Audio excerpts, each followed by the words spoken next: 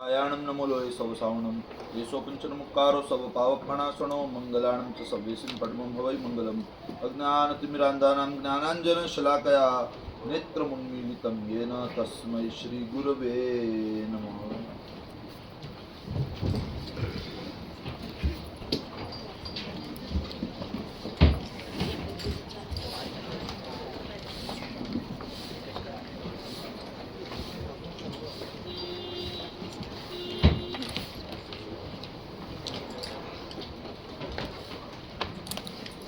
Jainism capsule course का आज 11वां दिन, 10वें दिन का रिवीजन और उसके बाद फिर से आज एक नया विषय। कल हमने देखा जैसे सामान्य व्यक्ति के लिए जिनालय में प्रवेश करते वक्त 5 अभिगम दिखाए गए हैं। मतलब कि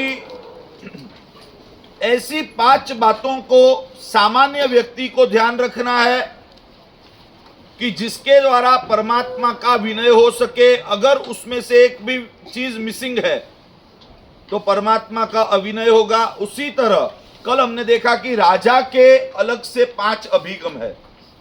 मतलब कि राजा अगर मंदिर में प्रवेश करता है तो वहां उसे राजा बनकर नहीं, एक सेवक बनकर प्रवेश करना है। तो राजा जब मंदिर में प्रवेश करे तो राजा की निशानी, राजा के जो 5 चिन्ह है उन चिन्हों का उसे त्याग करना है। उसमें से पहला तलवार, दूसरा छत्र, तीसरा चामर, चौथा मुकुट और 5वां मोजड़ी मतलब जूती। राजा के जो 5 चिन्ह है उन 5 चिन्हों का राजा को भी त्याग करके प्रवेश करना है। इसी के ऊपर से हम समझ सकते हैं कि हम भी जब जिनालय में जाए तो ऐसी कोई भी चीज हमें धारण नहीं करनी चाहिए, पहननी नहीं चाहिए जिससे परमात्मा का अविनय हो। जैसे कि हमने देखा मंदिर में जाते वक्त कोई भी शस्त्र हथियार नहीं रखने चाहिए। बिना वजह कोई कैप, हैट, साफा, पगड़ी, मुकुट वगैरह नहीं पहनना चाहिए। उसी तरह परमात्मा के समक्ष सनग्लासेस बिना वजह नहीं पहनने चाहिए। चामर या तो हाथ पंखा वहां पर यूज नहीं करना चाहिए। मुकुट की बात हमने कर ली। और मोजड़ी मतलब कि जिनालय के अंदर ऐसी कोई भी चीजें, हाथ में रिस्ट वॉच आ गई या तो जेब में मोबाइल, ये सारी चीजें जो है वो परमात्मा की आशातना स्वरूप है। किसी विशेष व्यक्ति के साथ अगर आप बैठे हो और आपकी मोबाइल की रिंग बजे तो वो उनकी आशातना है। उसी तरह परमात्मा की भी ये सारी आशातनाएं हैं। उसका निवारण करके इन 5 अभिगमों का हमें पालन करना चाहिए। मतलब सामान्य व्यक्ति के 5, राजा के भी 5 अभिगम हमारे जीवन में जैसे भी रिलेट करते हो उस तरीके से उसको रिलेट करके उसका त्याग करना चाहिए। आगे हमने देखा जिन मंदिर की 10 आशातनाएं, ऐसे तो जिन मंदिर की कुल 84 आशातनाएं हैं छोटी बड़ी मिलके, लेकिन हमने 10 महा आशातनाओं को देखा और उसमें सीधा लिस्ट ही है। जिनालय में भोजन करना नहीं चाहिए, पानी पीना नहीं चाहिए, मुखवास का सेवन नहीं करना है, वाहन के साथ मंदिर के अंदर प्रवेश नहीं करना है, मैथुन का सेवन नहीं करना है, वहां थूकना नहीं है, कचरा, मैल, कफ ऐसी कोई भी गंदगी वहां पर फैलानी नहीं है, मल त्याग नहीं करना, पेशाब त्याग नहीं करना और जुआ नहीं खेलना। अगर ये 10 चीजें होती है तो ये जिनालय की महाआशातना होती है, तो इसका भी त्याग करना चाहिए। इसी के साथ साथ हमने बहुत सारी बातें समझी कि जिनालय में जब जाते हैं तो वस्त्रों की मर्यादा रखनी है, किसी को डिस्टर्ब हो वैसे खड़ा नहीं रहना है, किसी को डिस्टर्ब हो वैसे स्वर में कुछ स्तुति स्तवन वगैरह बोलना नहीं है, चीजों का दुर्व्यय हो, वेस्टेज हो, केसर वगैरह है, कोई भी चीजों का वेस्टेज हो वैसे उसका उपयोग नहीं करना है। जिनालय के अंदर पूजा संबंधित बातों को छोड़कर दूसरी बातें नहीं करनी है। वगैरह अनेक चीजें हो सकती है, जिसको हम अगर जिनालय में ध्यान रखें तो जिनालय का वातावरण जिनालय जैसा बन सकता है। उसी के साथ साथ जिनालय में हम जा रहे हैं, चलो मैंने कुछ नहीं फैलाई गंदगी, लेकिन जिनालय में अगर हम जा रहे हैं, पाटा कहीं पर पड़ा है, कुर्सी कहीं पर पड़ी है, कोई भी चीज कहीं पर पड़ी है, उसको लेकर उसकी जगह पर रखना ये बहुत जरूरी है। हमारे जिनालयों में हम ऐसे सारे काम पुजारी के भरोसे छोड़ते हैं। पुजारी की भी एक लिमिटेशन होती है, उसको भी बहुत सारे काम होते हैं। तो हमें समझना है कि सिर्फ परमात्मा की केसर पूजा वही परमात्मा की पूजा नहीं है। परमात्मा की केसर पूजा वही परमात्मा की पूजा नहीं है। कहीं पर पाटा पड़ा है और उसको लेकर उसकी जगह पर रखना यह भी परमात्मा की पूजा है। कहीं पर कुर्सी पड़ी है बीच में, उसको उठाकर उसकी जगह पर रखना यह भी परमात्मा की पूजा है। तो इन चीजों को भी ध्यान रखना है कि चीजें अगर अपनी जगह पर रहेगी तो जिनालय का वातावरण दिव्य रहेगा, उससे हमारे सभी के भाव भी बढ़ेंगे और उससे उस जिनालय की जो ऊर्जा है वो ऊर्जा भी बनी रहेगी। वहां पर दिव्य तत्वों के आगमन की शक्यता भी रहेगी अगर वहां स्वच्छता है। जहां स्वच्छता वहां प्रभुता, तो इन चीजों का ध्यान रखना है। उसी तरह बालाकूची जो आती है, यूज होती है आपके यहाँ बालाकूची, कांटे कांटे वाला, एक बालाकूची हर एक व्यक्ति के बाथरूम में भी होनी चाहिए और उस बालाकूची से रोज अपने आप को भी घिसना चाहिए, तो पता चलेगा कि ये बालाकूची कितनी दर्दनाक है। बालाकूची भले ही हमारे उपकरण के लिस्ट में एंटर है, लेकिन उसका उपयोग नहीं करना चाहिए। शक्य हो तो जिनालय में से उसको अलविदा करवा देना चाहिए। वो अगर हम नहीं करवा सकते, वो ट्रस्टीज का काम है, वो अगर हम नहीं करवा सकते, एटलीस्ट जल्दबाजी में, मतलब कि जल्दी जल्दी परमात्मा को साफ करना है, इसलिए उसका उपयोग, बालाकुची पता है ना सभी को, हाँ, उसका उपयोग नहीं करना चाहिए। बजाय उसके कपड़े को भिगो के मुलायम हाथों से 2-4 बार कोने में जहां भी केसर भरा है वहां पर आप प्रयास करोगे, थोड़ा उसको भिगो के रखोगे, फिर 5 मिनट में अगर उसको स्वच्छ करोगे तो वो हो जाएगा। लेकिन उसके लिए हार्श ट्रीटमेंट नहीं होनी चाहिए, क्योंकि हम जिनकी पूजा कर रहे हैं वो कोई मूर्ति या प्रतिमा नहीं है, वो भगवान है। वो कौन है? भगवान है। तो जीवंत व्यक्ति के ऊपर ऐसी हार्श ट्रीटमेंट नहीं करनी चाहिए, बालाकुची का उपयोग नहीं करना चाहिए। उसी तरह कल नरेश जी का जो सवाल था, सवाल को तो मैंने बहुत घुमा के उसका जवाब दिया, क्योंकि वो डिसिप्लिन के तहत बहुत ज़रूरी है। लेकिन उनका जो सवाल था उसका सीधा जवाब ये है कि दुनिया भर में तो हम राग की पुष्टि करते हैं, आसक्ति को पुष्ट करते हैं। वो आसक्ति छोड़ने के लिए हमें धर्म स्थानों में जाना होता है।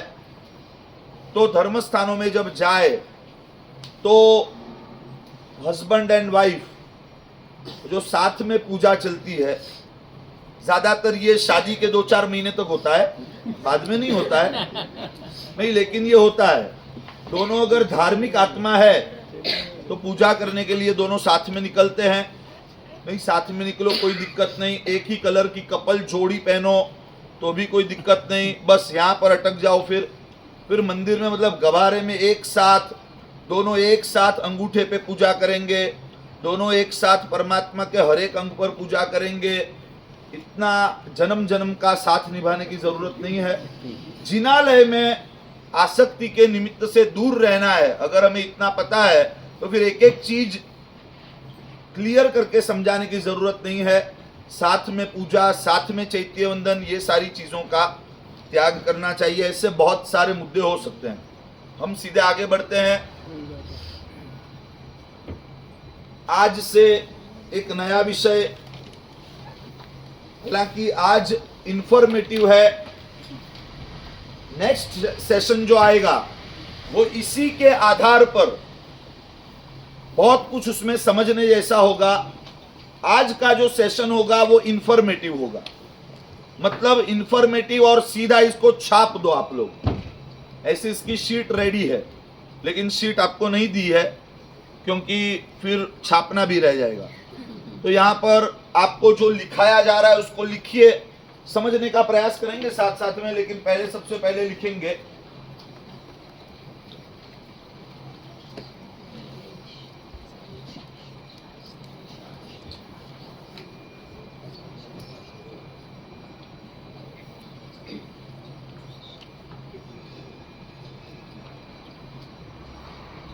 जैन शास्त्र अनुसार काल गणना। जैन शास्त्र अनुसार काल गणना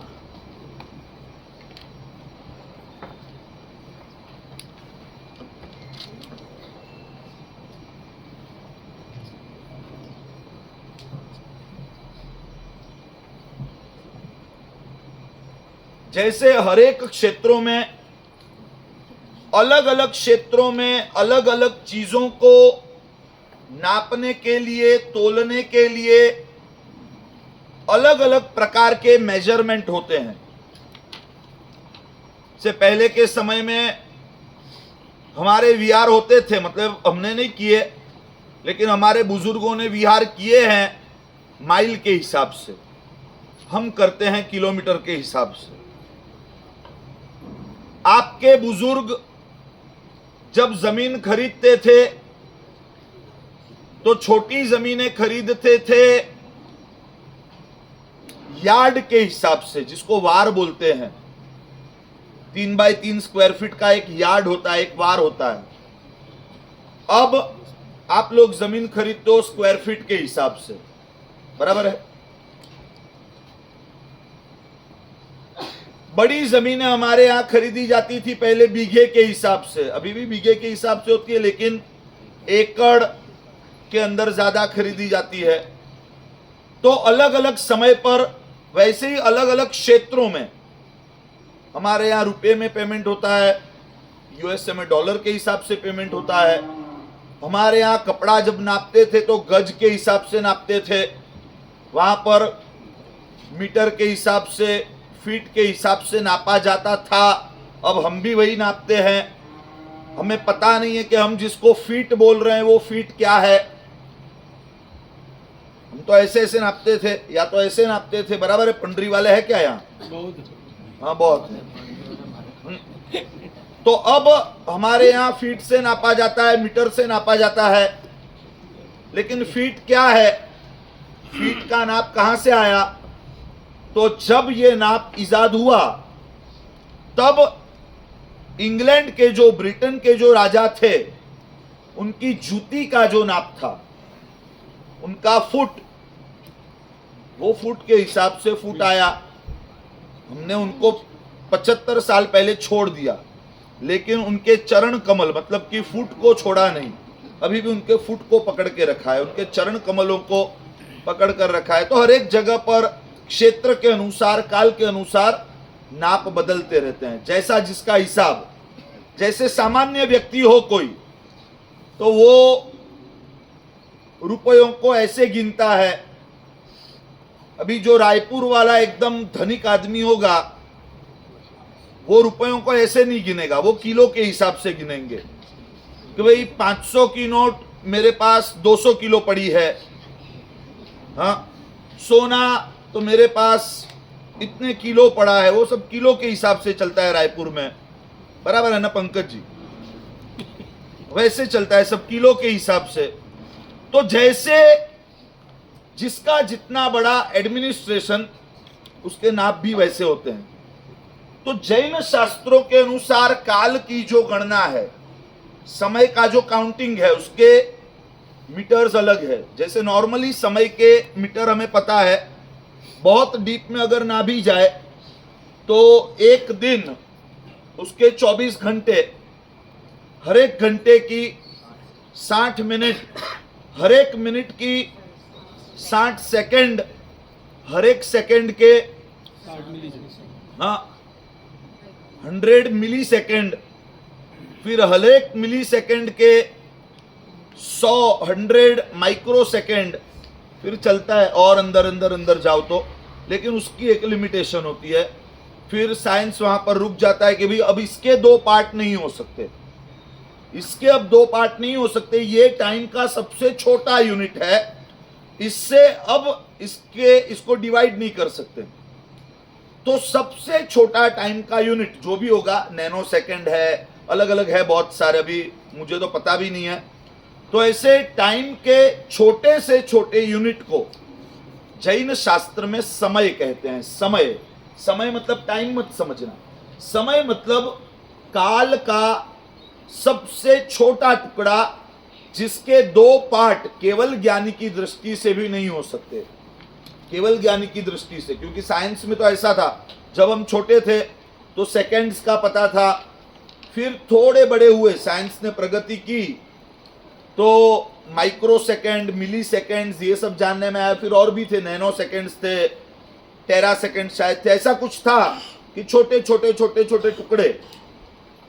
लेकिन साइंस इज स्टिल प्रोग्रेसिंग, विज्ञान अभी भी उसके टुकड़े करने में लगा है। अगर उसमें सफल होगा तो आगे भी कोई शब्द आएगा कि भाई नैनो सेकेंड के इतने टुकड़े करो तो ये मिलता है, एक नया नाम रख देंगे बुआ सा। लेकिन केवल ज्ञानी की दृष्टि से भी जिसके दो टुकड़े ना हो सके, समय का एक छोटे में छोटा अंश, काल का सबसे छोटा अंश, उसे जैन शास्त्रों की भाषा में समय कहते हैं। मैंने एक बार ऐसे आंख पटपटाई, एक बार मेरी आंख ऐसे पलक झपकाए, उतने में कितने समय हो सकते हैं? तो शास्त्रकार कहते हैं असंख्य समय।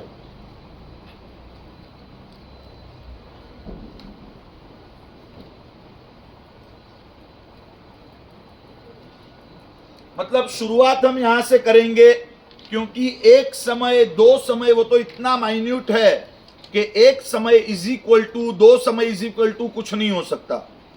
असंख्य समय को जब एक किया जाए, क्योंकि समय काल का सबसे छोटा अंश है, इतना छोटा कि केवल ज्ञानी भी अब उसके दो टुकड़े नहीं कर सकते।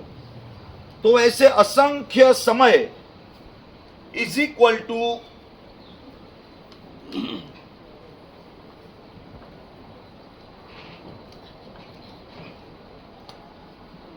एक आवलिका, असंख्य समय इज इक्वल टू एक आवलिका।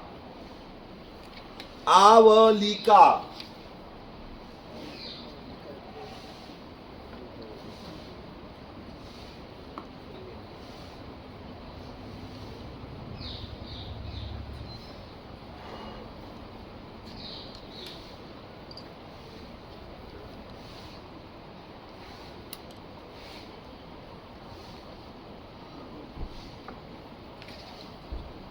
दो सौ छप्पन आवली का, असंख्य समय इज इक्वल टू एक आवली का, वैसी 256 आवली का इज इक्वल टू एक क्षुल्लक भव।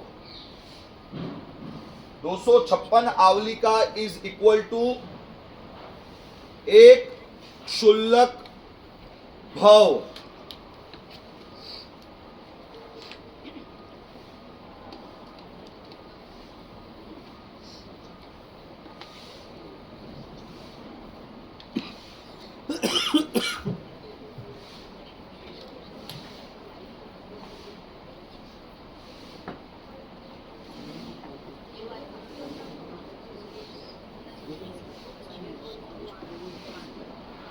पैंसठ 536 क्षुल्लक भव, 65,536, 65536, 65536 क्षुल्लक भव, मतलब एक मुहूर्त,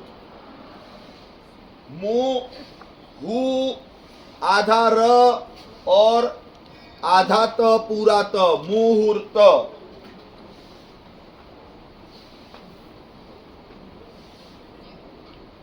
रस्व मु दीर्घ हु, बड़ा हु, छोटा मु बड़ा हु, जोड़ाक्षर वाला त और उसके ऊपर रेफ आधा र, मुहूर्त। उसमें बहुत मत उलझना, ये याद रखना।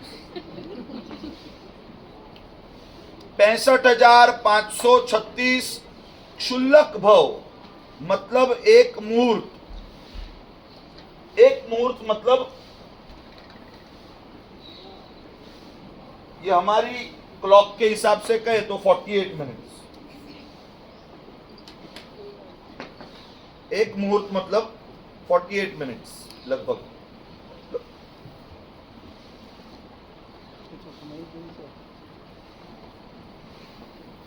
असंख्य समय एक आवली का, 256 आवली का, एक क्षुल्लक भव। वैसे 65,536 क्षुल्लक भव इज इक्वल टू एक मुहूर्त। तो एक मुहूर्त में आवली का कितनी आएगी? एक मुहूर्त में आवली का कितनी होगी?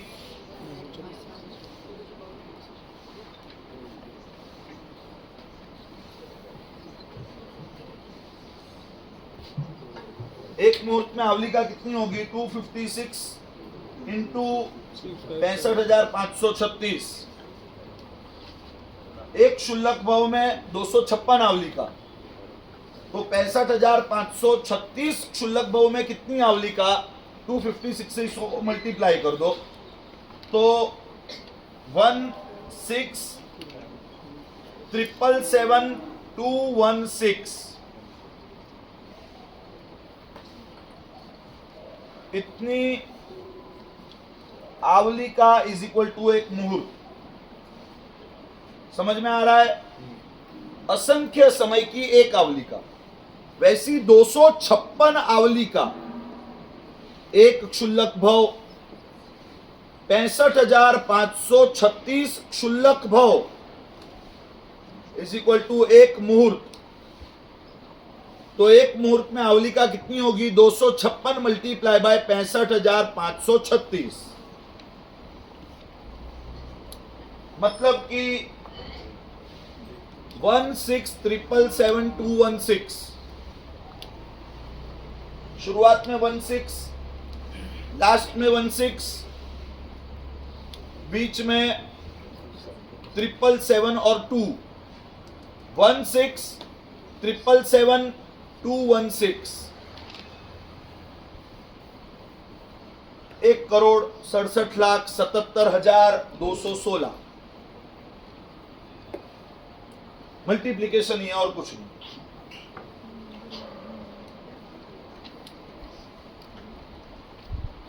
तो यहां तक पहले याद रखिए।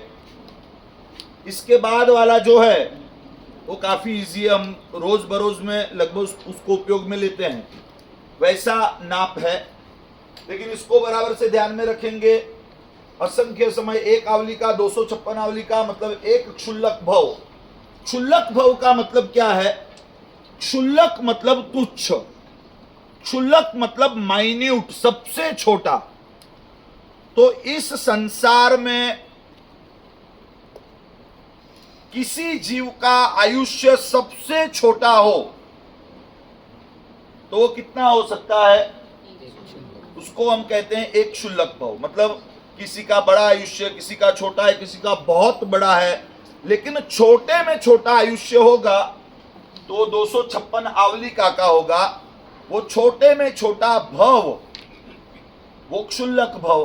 क्षुल्लक का मतलब तुच्छ, क्षुल्लक का मतलब एकदम छोटा, क्षुल्लक का मतलब माइन्यूट। तो सबसे छोटा भव होगा 256 आवली का।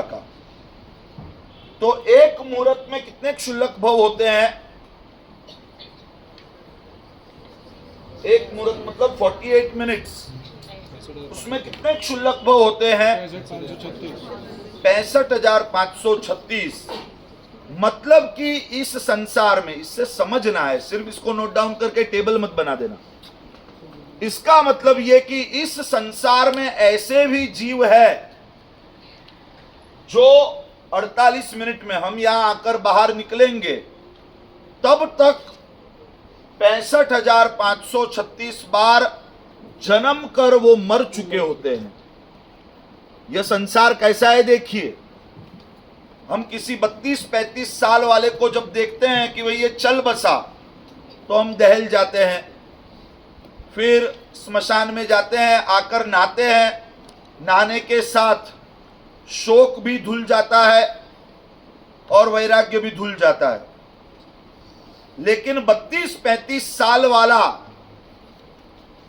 वो एक जन्म जब खत्म करता है, तब संसार में कुछ जीव ऐसे हैं जो उन 32-35 सालों में अरबों खरबों जन्म और मृत्यु को पाते हैं। सिर्फ 48 मिनट में, एक मुहूर्त में 65,536 क्षुल्लक भव, मतलब छोटे में छोटा आयुष्य अगर किसी का है तो 65,000 बार जन्म और मृत्यु की पीड़ा को भोग चुका होगा। हम एक सेशन कंप्लीट करके यहां से निकलेंगे तब तक। तो 65,536 क्षुल्लक भव इज इक्वल टू एक मुहूर्त। इसी को अगर आवलिका में कन्वर्ट करना है तो 65,536 मल्टीप्लाई बाय 256। एक मुहूर्त में आवलिका कितनी होगी? 65,536 मल्टीप्लाई बाय 256। तो आंसर आएगा 16,777,216। 1,67,77,216। इतनी आवलिका इज इक्वल टू एक मुहूर्त। मतलब मैंने बता दिया, एक मुहूर्त 48 मिनट्स भी होती है। एक मुहूर्त, उसको थोड़ी पुरानी भाषा में अगर कहे तो दो घड़ी सामयिक का समय, 2 घड़ी। तो वो सैंड क्लॉक जो है उसको एक बार ऐसे किया जाए, अभी तो स्पेशली डिजाइंड आती है 48 मिनट वाली सामयिक के लिए, लेकिन पहले के समय में जो घरों में रहती थी वो 24 मिनट वाली रहती थी। एक बार उसको करो 1 घड़ी, फिर उसको पलटा दो 2 घड़ी। उसको घड़ी बोलते थे क्योंकि ये घड़ी नहीं थी, ये वाली भी नहीं थी, सैंड क्लॉक थी। तो एक बार 24 मिनट, मतलब घड़ी एक बार पूरी वो सैंड खाली हो गई, फिर उसको उल्टा दिया, दूसरी बार खाली हो गई, 2 घड़ी मतलब 48 मिनट, मतलब एक सामयिक। तो एक मुहूर्त मतलब 48 मिनट नई भाषा में, और ऐसे सैंड क्लॉक की भाषा में 2 घड़ी। अब आगे बढ़ते हैं कि एक दिन रात में ऐसे कितने मुहूर्त होते हैं, कितने मुहूर्त से एक दिन रात बनते हैं। हमें पता है दिन रात में 24 घंटे होते हैं, बराबर है, लेकिन वो 60 मिनट वाले 24 टुकड़े होते हैं। एक दिन रात में 60 मिनट मतलब 1 घंटा, 60 मिनट के 24 टुकड़े होते हैं। 48 मिनट के कितने टुकड़े होते हैं? मतलब तुम दिन रात का एक औषध करो तो कितनी सामयिक का लाभ मिलता है नरेश जी? 30 सामयिक। क्योंकि मतलब सीधा लॉजिक है, पूरे दिन की 1440 मिनट, उसको अगर 24 से डिवाइड करोगे तो आंसर आएगा 60। और एक दिन की 1440 मिनट, उसको अगर 30 से डिवाइड करोगे तो आंसर आएगा 48। समझ में आ रहा है? एक दिन रात मतलब एक पूरा दिन जो है 24 घंटे का, 60 मिनट के 24 घंटे होते हैं। लेकिन 48 मिनट की सामयिक अगर हम करें तो कितनी सामयिक हो सकती है? 30। मतलब एक दिन रात में 30 मुहूर्त है। कितने? 30।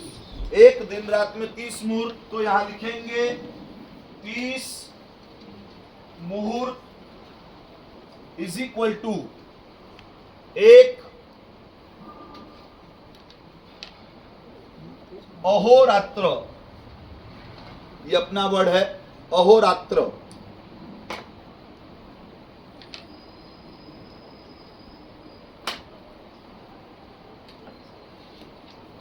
तीस मुहूर्त इज इक्वल टू एक अहोरात्र।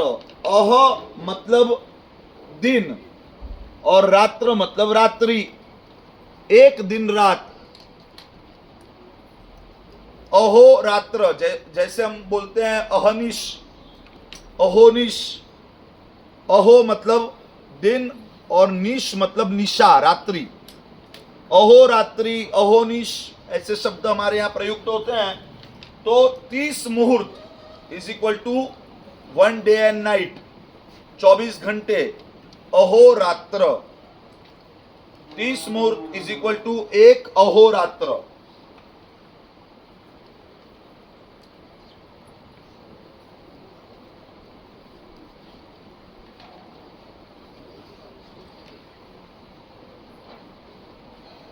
पंद्रह अहोरात्र इज इक्वल टू 1 पक्ष।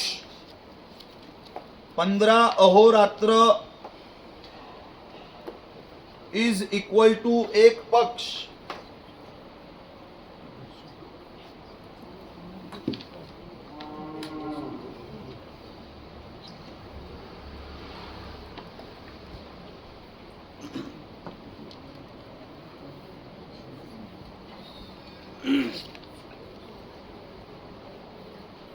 पंद्रह दिन रात में आधा महीना मतलब 1 पक्ष। सुदी पक्ष, वदी पक्ष जैसे हम बोलते हैं, कृष्ण पक्ष, शुक्ल पक्ष। 1 फोर्टनाइट, 15 डेज 1 फोर्टनाइट, 1 पक्ष। 2 पक्ष आगे लिखिए इज इक्वल टू 1 मास, 1 महीना। 2 पक्ष 1 मास, बहुत इजी, आगे आगे बढ़ते जाएंगे। 2 पक्ष 1 मास,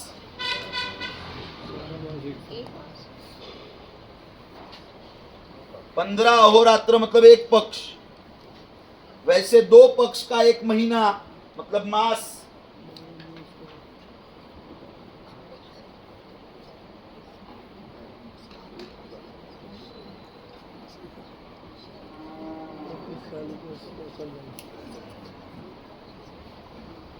दो पक्ष 1 मास, 2 मास 1 ऋतु। 2 मास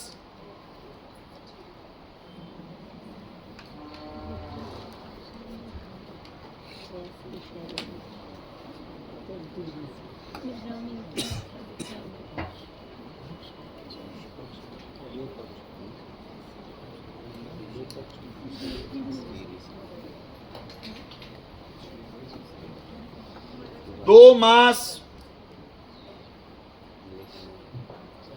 1 ऋतु, 1 सीजन। वैसी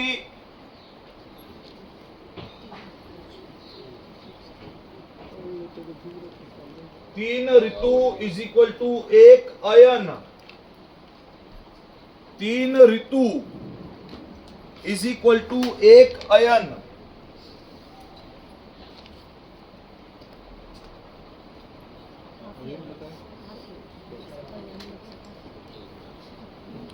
दो अयन इज इक्वल टू 1 वर्ष।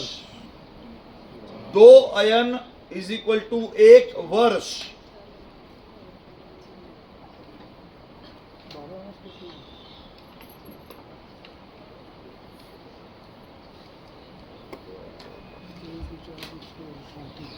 दो पक्ष इज इक्वल टू 1 मास, 2 मास 1 ऋतु। मतलब 1 साल में कितनी ऋतु होती है? मोस्टली हम ऐसा जानते हैं summer, winter and monsoon. Summer, winter, rainy season. लेकिन 6 ऋतु, हर एक के 2-2 टुकड़े होते हैं। जैसे ठंडी की सीजन है तो उसमें हेमंत और शिशिर ऋतु होती है। गर्मी की जो सीजन है उसमें वसंत और ग्रीष्म ऋतु होती है। और बारिश की जो सीजन है उसमें वर्षा और शरद ऋतु होती है। अभी कौन सी ऋतु चल रही है? वर्षा ऋतु खत्म हो गई, शरद ऋतु अभी चल रही है। बराबर है? तो 1 वर्ष के अंदर 6 ऋतु होती है। मतलब 2 महीने की 1 ऋतु। अभी 2 महीना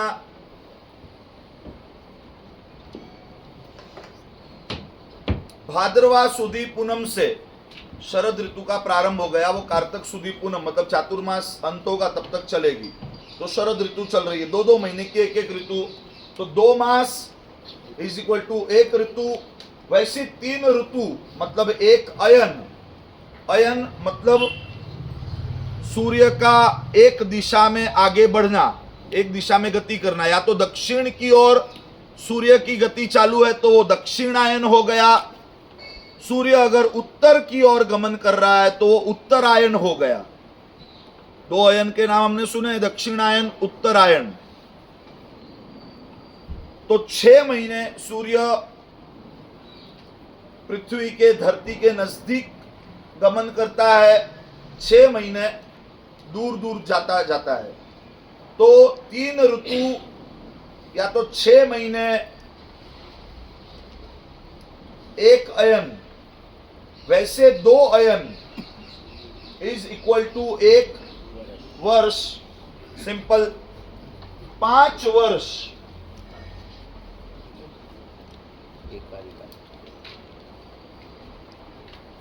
इज इक्वल टू 1 युग। 5 वर्ष, 5 वर्ष इज इक्वल टू 1 युग। लिख लिया इतना सभी ने? मिटा दू बोर्ड?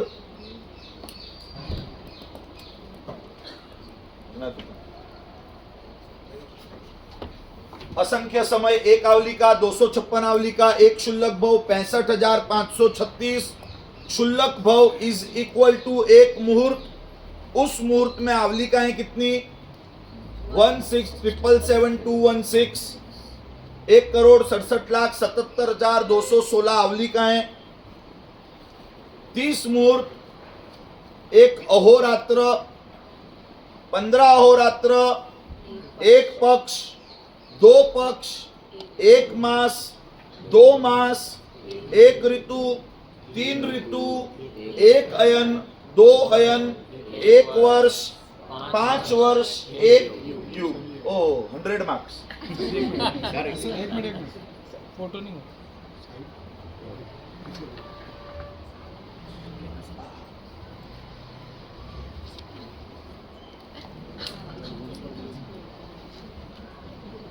चलो आगे लिखिए, अभी इतना आपका पक्का है तो फिर बोर्ड पे लिखने की जरूरत नहीं है।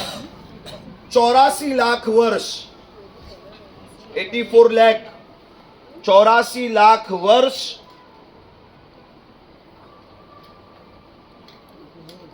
Is equal to 1 पूर्वांग।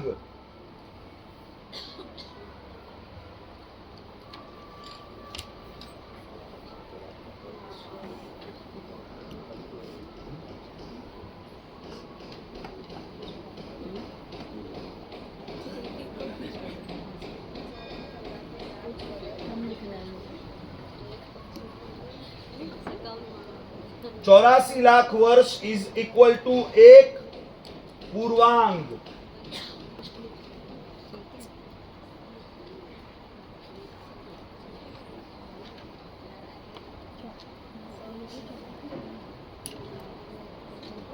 चौरासी लाख वर्ष इज इक्वल टू 1 पूर्वांग। वैसे 84 लाख पूर्वांग इज इक्वल टू 1 पूर्व।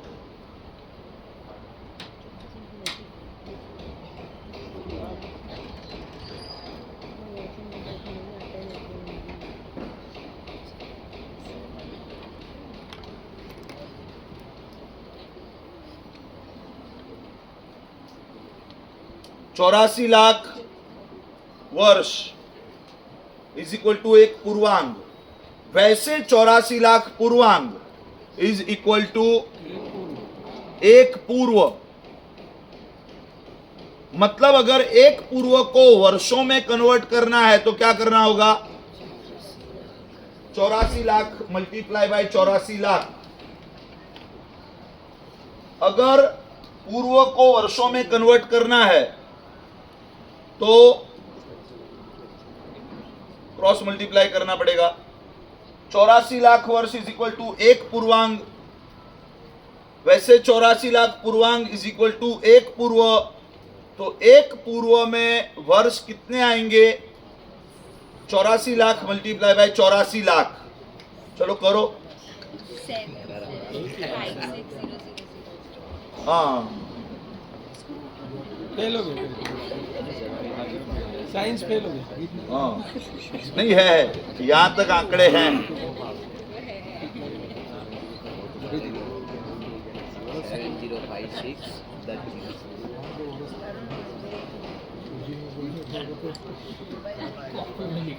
फेल हो गया फेल फेल 70,560 अरब वर्ष, 70,560 अरब मतलब 100 करोड़, 70,560 100 करोड़ मतलब बिलियन, 70,560 अरब वर्ष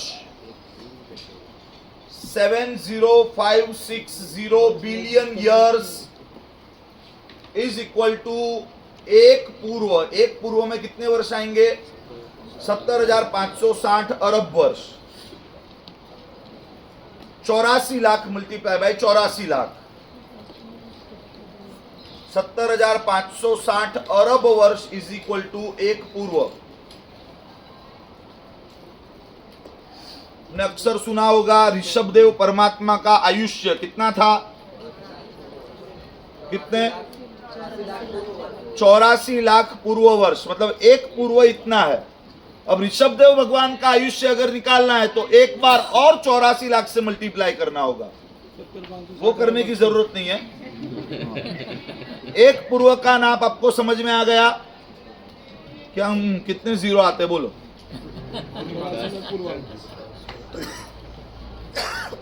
नहीं, पीछे से स्टार्ट करना, यूनिट, टेंस, 100, 1000, 10,000, लाख, 10 लाख, वैसे करोगे तो पहुंच जाओगे।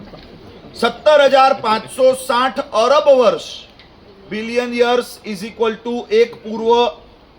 ऋषभदेव भगवान का आयुष्य अगर 84 लाख पूर्व वर्ष है तो इसको 70,560 अरब को 84 लाख से मल्टीप्लाई करना है। परमात्मा उतने वर्ष तक जीवित रहे, मतलब उतना परमात्मा का आयुष्य था। अजितनाथ भगवान का 72 लाख पूर्व वर्ष है, तो 70,560 अरब को 72 लाख से मल्टीप्लाई करना है। बोलो संभवनाथ भगवान का आयुष्य कितना था? कितना था? कितना था? 60 लाख पूरव तणु जिनवर उत्तम आय, तुरग लंछन पद पद्मने नमता शिव सुख थाय। 60 लाख पूर्व वर्ष था। ऋषभदेव भगवान का 84 लाख, अजितनाथ भगवान का 72 लाख पूर्व। पूर्व वर्ड बहुत महत्व का है।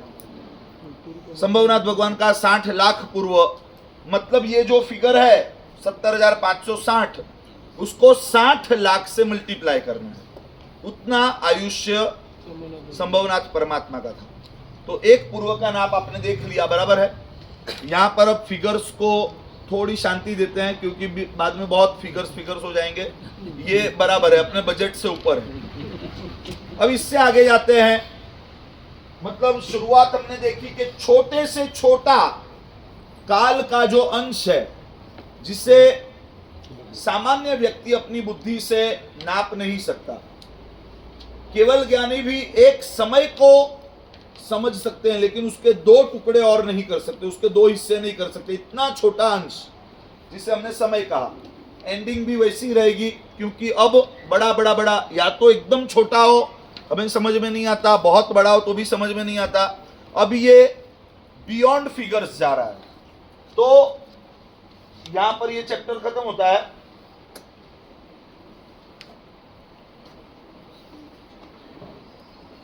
असंख्य वर्ष इज इक्वल टू एक पल्योपम। असंख्य वर्ष इज इक्वल टू एक पल्योपम। संख्या मतलब नंबर्स, फिगर्स। असंख्य मतलब बियॉन्ड फिगर्स, बियॉन्ड नंबर्स। असंख्य, यहां पर भी जो असंख्य है, असंख्य का मतलब संख्या से परे। तो असंख्य वर्ष बराबर एक पल्योपम। प आधा ल यो पम, पल्योपम शब्द शायद प्रवचन सुनने वालों ने सुना होगा, ये पल्योपम। लेकिन ये पल्योपम क्या है यह हमें नहीं पता है। इसीलिए जैनिज्म कैप्सूल कोर्स है। 2018 में पर्यूषण के प्रवचन के दौरान परमात्मा महावीर का चरित्र चल रहा था। और उस चरित्र में भगवान महावीर के 27 भव का वर्णन चल रहा था। 5वें भव में परमात्मा कौशिक नाम के मिच्छामि दुक्कडम 5वें भव में परमात्मा कौशिक नाम के ब्राह्मण हुए, वहां से परमात्मा 5वें देवलोक में 10 सागरोपम के आयुष्य वाले देव हुए, वहां से पुष्पमित्र ब्राह्मण हुए, वहां पर उनका आयुष्य 72 लाख पूर्व था। ये सारी बातें रैपिडली चल रही थी।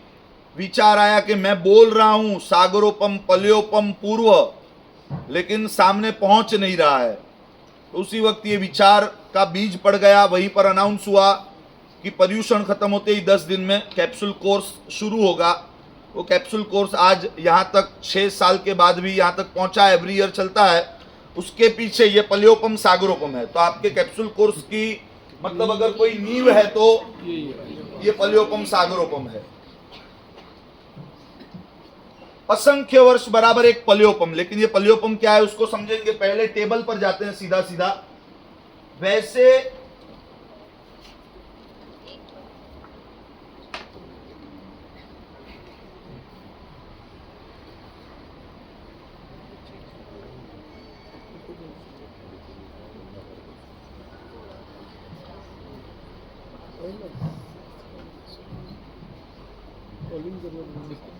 अभी आ जाते ना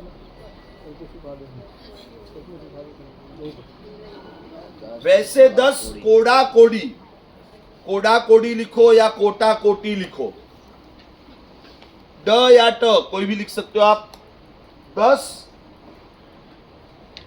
कोड़ा कोडी पल्योपम इज इक्वल टू 1 सागरोपम। अभी सिर्फ लिख दीजिए। वैसे ये पी जो लिखा है पल्योपम का है। वैसे 10 कोड़ा कोडी सागरोपम इज इक्वल टू 1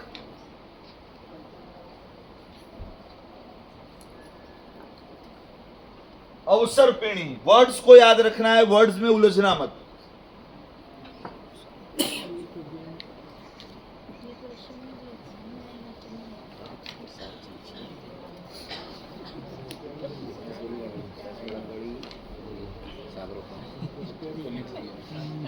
असंख्य वर्ष इज इक्वल टू 1 पल्योपम। वैसे 10 कोड़ा कोडी पल्योपम इज इक्वल टू 1 सागरोपम। वैसे 10 कोड़ा कोडी सागरोपम इज इक्वल टू 1 अवसर्पिणी। अव और सर्पिणी। स पी के ऊपर रेफ आधार और नी।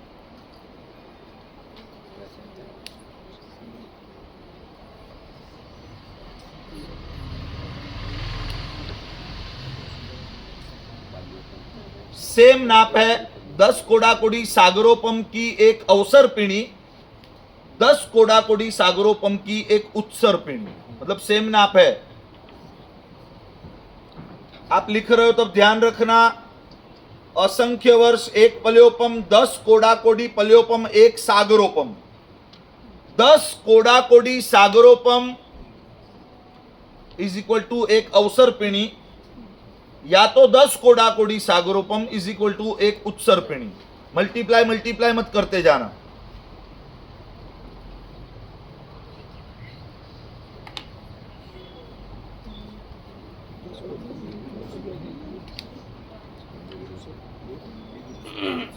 क्या लिख रहे हो मुझे बताओ। कोई जोर से बोल के बताएगा। बोलिए बोलिए, जोर से बोलिए।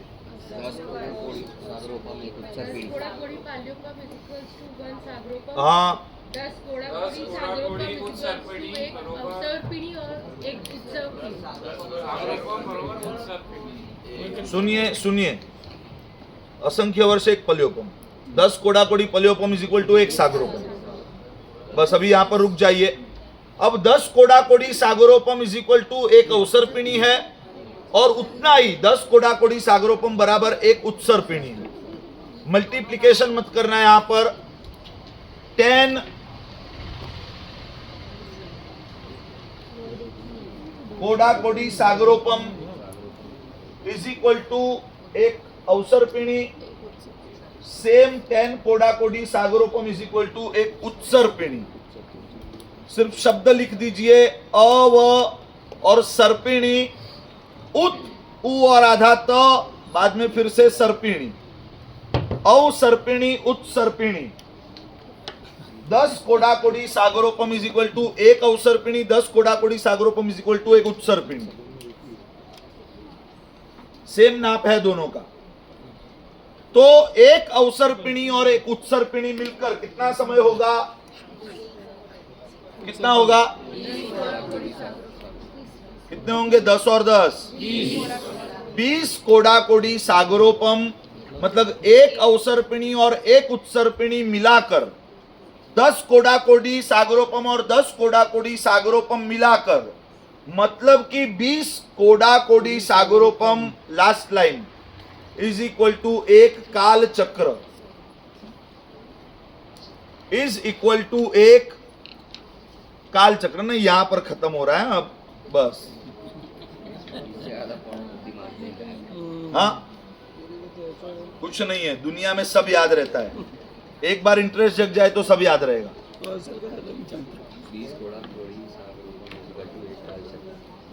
फिर से असंख्य वर्ष इज इक्वल टू एक पल्योपम, 10 कोडाकोडी पल्योपम इज इक्वल टू एक सागरोपम, 10 कोडाकोडी सागरोपम इज इक्वल टू एक उत्सर्पिणी, 10 कोडाकोडी सागरोपम इज इक्वल टू एक उत्सर्पिणी।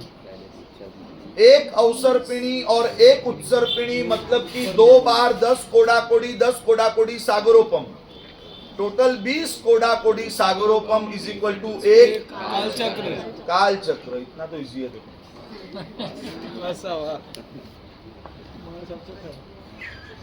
ये मिटा दूं? बराबर। चलो इसी के साथ 5 मिनट में एक दूसरी चीज लिखवाता हूं, लिख लीजिए।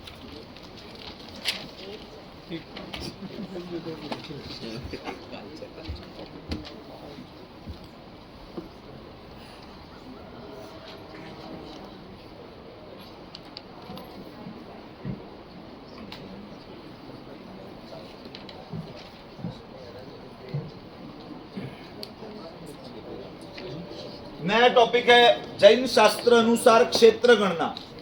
जैसे टाइम के मीटर्स हमने देखे वैसे डिस्टेंस के मीटर्स, कोई किलोमीटर कोई मील की बात करता है। जैन शास्त्र के जो नाप है उन नापों को भी हम देख ले क्विकली।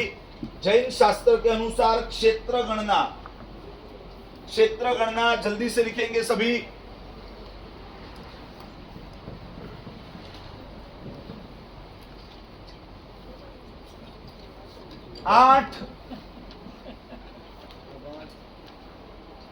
पहले सबसे पहले लिखिए असंख्य आकाश प्रदेश, असंख्य आकाश प्रदेश।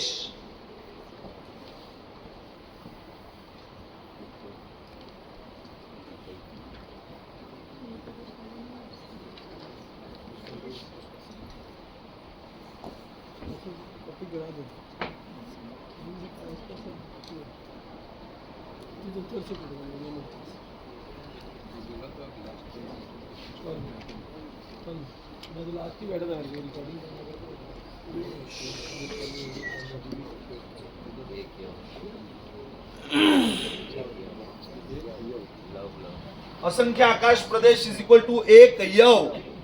यव मतलब वो जव का दाना जो रहता है उतना नाप। एक आकाश असंख्य आकाश प्रदेश इज इक्वल टू एक यव। 8 यव इज इक्वल टू एक अंगुल।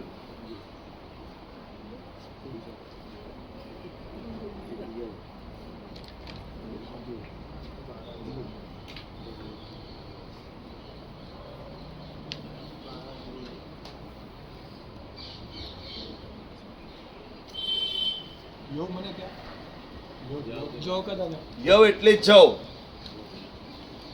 8 यव इज इक्वल टू एक अंगुल। इसको क्या बोलते हैं यहाँ पर? बित्ता। बित्ता। तो 12 अंगुल इज इक्वल टू एक छोटा बी या बड़ा बी? बड़ा।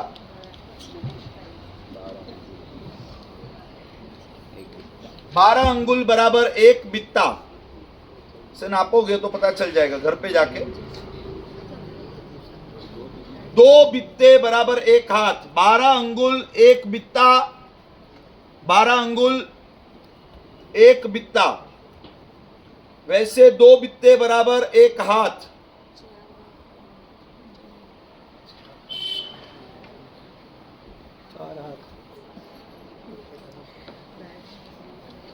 ज्यादा हो गया, साइलेंट नहीं कर रहा।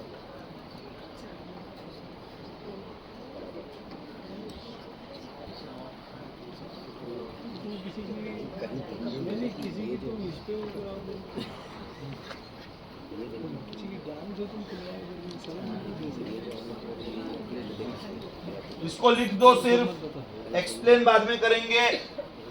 असंख्य आकाश प्रदेश बराबर 1 यव, 8 यव बराबर 1 अंगुल, 12 अंगुल बराबर 1 बित्ता, 2 बित्ते बराबर 1 हाथ, इतना।